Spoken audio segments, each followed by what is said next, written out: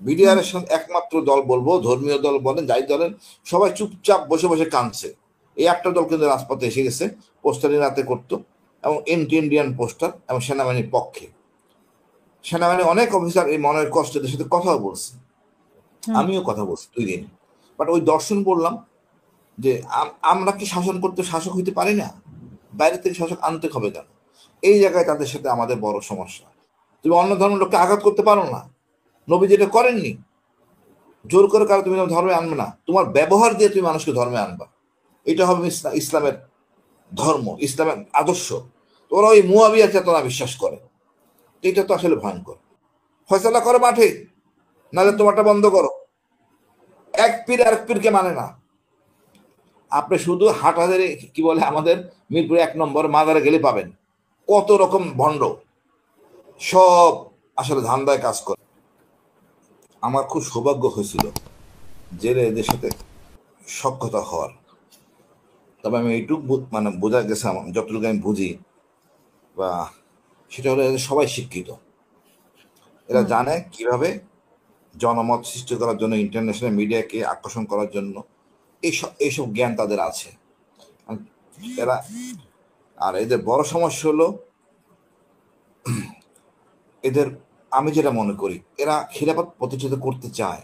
এটা যে কোনো নাগরিক চাইতেই পারে, যে কোনো মুসলমান চাইতেই পারে।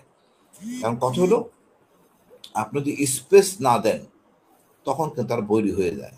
আপনার কেউ বলতে পারবেন না হিজবুত তাহরির হাতে বোমা ছিল, এরা মারণঘাতী কোনো অস্ত্র ছিল, এগুলি কিন্তু বলতে পারবেন না। এরা শিক্ষিত। তবে এদের দর্শনের মধ্যে আমি দেখছি একটা চরম ভুল, যে এদের চেতনার মধ্যে খেলাফত ইস্টাবলিশ করবেন, কিন্তু সেই খেলাফত কার কাছে যাবে? জর্ডানের একজন শেখ, যে ভদ্রলোক হবেন আমির, এবং তারা কৌশলে বাংলাদেশ থেকে নির্বাচন করছে, এখানে জনবহুল মুসলমান দেশ। সে আমিরের প্রচুর টাকা, সেই টাকা আসলে জনগণের কোনো সমস্যা থাকবে না, সবাই শান্তিতে থাকবে, কোনো মানে আপনার কোনো অভাব থাকবে না। এবং তারা যে এটা নিয়ন্ত্রণ নিতে পারে বাংলাদেশের, তাহলে তা আপনি মনে করেন অভাব না থাকলে তো কোনো সমস্যা থাকার কথা না। এবং সেই জর্ডানি আমির সাথে তার সৈন্য সামন্ত বা সেনাপ্রধান, জেলা প্রশাসক, পুলিশ প্রশাসক সব নিয়ে আসবেন, টিম সেট আপ করা আছে। দেশ হিসাবে তাদের সিদ্ধান্ত, মানে তাদের সিদ্ধান্ত হলো এ আমাদের দক্ষিণ এলাকার গরিব দেশ, যেখানে তারা মোটামুটি একটা স্টেবল, একটা ভালো একটা ভূমিকা রাখতে পারবেন। আর চরমভাবে এরা এন্টি ইন্ডিয়ান। এই এন্টি ইন্ডিয়ান এই জিনিসটাকে কিন্তু আমাদের শিক্ষিত শ্রেণী বা আজকে যে আন্দোলনে, জুলাই আগস্ট আন্দোলনের সবাই এটাকে এক অংশ পছন্দ করছে। বিডিআর ম্যাসাকারের পর এরাই একমাত্র দল যে রাজপথে এই পোস্টার লাগানো, এই যে ইন্ডিয়া এই কাজ করছে, বিডিআর হত্যা করছে, তারপর বিডিআর ইন্ডিয়ান লোক ছিল, এরাই করছে। তারপরে থেকে সরকারের একেবারে রোশনালে কিন্তু হিজবুত তাহরির, এর আগে ছিল না। বিডিআর এর সঙ্গে একমাত্র দল বলবো, ধর্মীয় দল বলেন যাই বলেন, সবাই চুপচাপ বসে বসে কাঁদছে। এই একটা দল কিন্তু রাজপথে এসে গেছে, পোস্টারিং রাতে করতো, এবং ইন্ডিয়ান পোস্টার, এবং সেনাবাহিনীর পক্ষে। সেনাবাহিনী অনেক অফিসার এই মনের কষ্টের সাথে কথাও বলছে, আমিও কথা বলছি 2 দিন। বাট ওই দর্শন বললাম যে আমরা কি শাসন করতে শাসক হইতে পারি না? বাইরে থেকে শাসক আনতে হবে কেন? এই জায়গায় তাদের সাথে আমাদের বড় সমস্যা। রাজনীতি করার অধিকার সবার আছে, সকল দলের, সকল ইসলামী দল। আমি বিশ্বাস করি বাংলাদেশে যত ইসলামী দল আছে সবার কিন্তু মনে খায়েশ আছে খেলাফত, কেউ বলতে পারবে না না। এখন সমস্যা হলো এই খেলাফতটা সবার মনে খায়েশ, সকল মুসলমানের খায়েশ, আমাদের খেলাফত প্রতিষ্ঠিত করতে হবে, এটা থাকতে পারে। কিন্তু আপনারা যদি তাকে স্পেস না দেন রাজনীতি করা, অপরাধটা বলেন কেন, কি সমস্যা, সে কেন জঙ্গি? জঙ্গি হওয়াটা নিয়ম থাকতে হবে তো, এই কারণে সে জঙ্গি। মানে আওয়ামী লীগ কেন তাদেরকে নিষিদ্ধ করেছিল? ওই যে আপনি বলেছেন যে বিডিআর বিডিআর বিডিআর বিডিআর ঘটনায়, কারণে। হ্যাঁ, এন্টি ইন্ডিয়ান 1 নম্বর, চরম এন্টি ইন্ডিয়ান এরা। আর এরা আমি ওদের তাহলে চর্চা তাহলে করে গেরুয়া পতাকা কেন?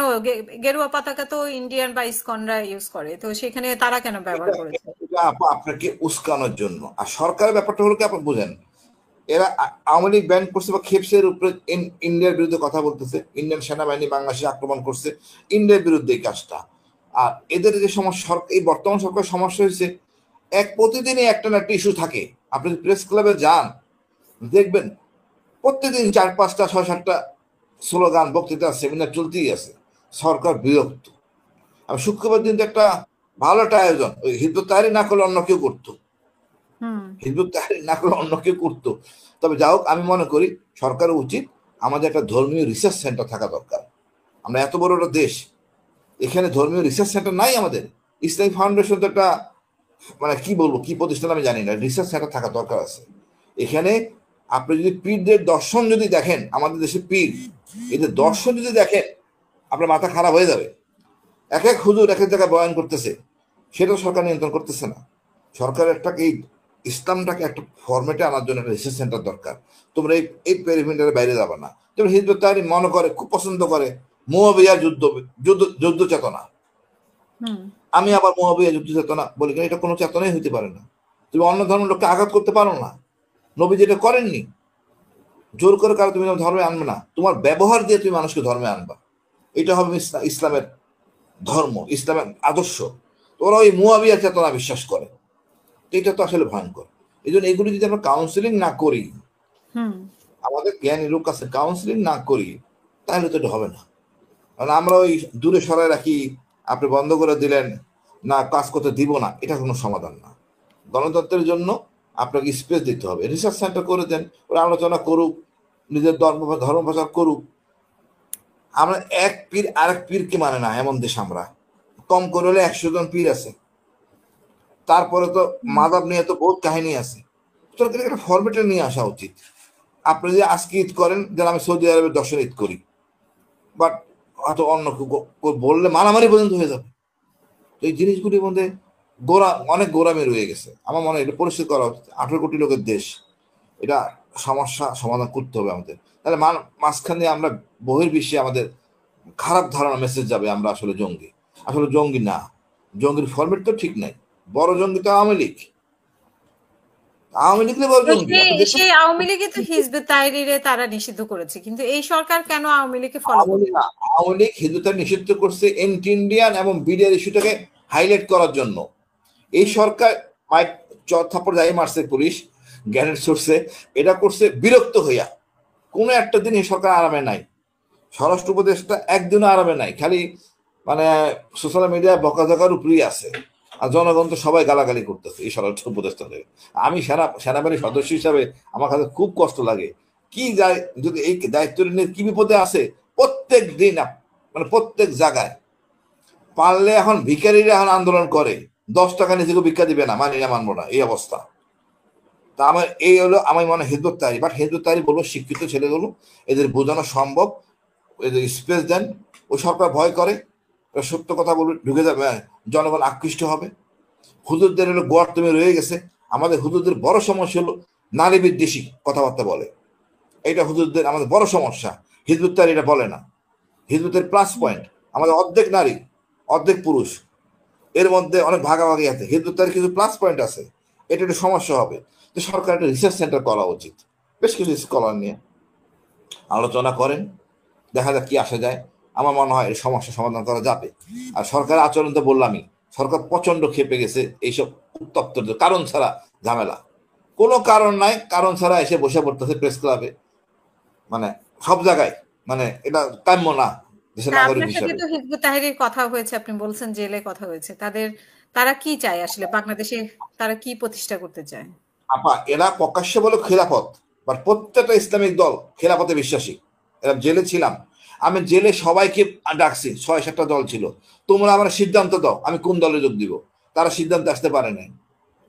আপনি তো খেলতে হবে এদেরকে নিয়ে। এদেরকে বলেন তোমরা একটা ফরম্যাট বানাও, কোন ধর্ম কোনটা আমরা মানবো। কোরআন তো এক, কোরআন তো এক, এত বিভেদ কেন? ফয়সালা করো মাঠে, নাহলে তোমারটা বন্ধ করো। এক পীর আরেক পীরকে মানে না। আপনি শুধু হাটহাজারে কি বলে আমাদের মিরপুর 1 নম্বর মাজারে গেলে পাবেন কত রকম ভণ্ড, সব আসলে ধান্দায় কাজ করে। এই জন্য আমি বলি আপা, আপনি একটা রিসার্চ সেন্টার করে দেন, ধর্মীয় রিসার্চ সেন্টার, সবাই থাকুক। সব ধর্মের জন্য করে দেন না, অসুবিধা নাই তো। একটা ইসকন বা সনাতন, কোনটা হইতে পারে বৌদ্ধ ধর্মের, অসুবিধা নাই তো। পড়াশোনা করতে সমস্যা কি? ওখানে পিএইচডি ডিগ্রি দেওয়া হবে, রিসার্চ পেপার লাগবে, আমরা করবো, হুম অসুবিধা করতে করিমুল্লাহ স্যার থাকবে, কোনো সমস্যা নাই, আমরা ভর্তি হবো, শুনি আমরা হাদিস। আমি তো জেলে থাকার জন্য সব হাদিস পড়ছি, সব হাদিস পড়ে আমি কনফিউজ, এমন এক কোরআনে বিশ্বাস করি। আমার ঝামেলা দরকার নাই, এই বাংলা কোরআন আমার জন্য যথেষ্ট। অসংখ্য ধন্যবাদ আপা। ধন্যবাদ।